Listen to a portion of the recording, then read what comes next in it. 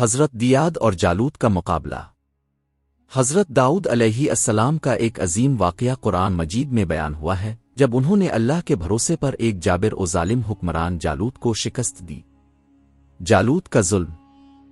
جالوت ایک طاقتور بادشاہ تھا۔ اس کا لشکر بہت بڑا اور جدید ہتھیاروں سے لیس تھا۔ اس نے بنی اسرائیل کو غلام بنا رکھا تھا اور ان پر ظلم ڈھاتا تھا۔ اس وقت بنی اسرائیل کی قیادت طالوت کے پاس تھی۔ اس نے اپنی فوج جمع کی اور جالوت کے خلاف نکل کھڑا ہوا۔ حضرت دیاد کا شامل ہونا۔ حضرت داؤد علیہ السلام اس وقت جوان تھے۔ وہ ایک چھوٹی سی غالیل چلانا جانتے تھے۔ ان کی اصل طاقت ان کا ایمان، ہمت اور اللہ پر بھروسہ تھا۔ جب دونوں فوجیں آمنے سامنے ہوئیں تو جالوت اپنے بڑے لشکر کے ساتھ آگے آیا اور غرور سے للکار کر بولا، کیا تم میں کوئی ہے جو میرا مقابلہ کرے؟ دیاد کا بھروسہ۔ حضرت دیاد نے پر یقین لہجے میں کہا، میں اللہ کے بھروسے پر تجھ سے مقابلہ کروں گا۔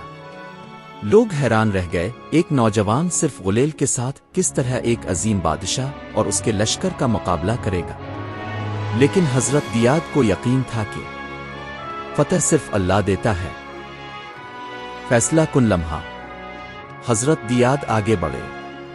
انہوں نے اپنی غلیل میں ایک پتھر رکھا، اللہ کا نام لیا اور پوری طاقت سے پھینکا۔ وہ پتھر سیدھا جالوت کے ماتھے پر لگا۔ جالوت زمین پر گرا اور وہیں مر گیا۔ جالوت کے مرنے کے بعد اس کا لشکر ٹوٹ گیا اور بھاگ کھڑا ہوا۔ اللہ کا انعام۔ اس فتح کے بعد حضرت دیاد کی عزت اور مقام بڑھ گیا۔ اللہ تعالیٰ نے انہیں حکمت، علم اور بعد میں بادشاہت عطا کی۔ ان کی زندگی اس بات کی نشانی بن گئی کہ اصل طاقت ہتھیاروں میں نہیں بلکہ ایمان اور اللہ پر یقین میں ہے۔ سبق: اصل قوت اللہ پر بھروسہ ہے، نہ کہ ظاہر کے ہتھیار۔ ایک جوان کا ایمان بڑے سے بڑے دشمن کو گرا سکتا ہے۔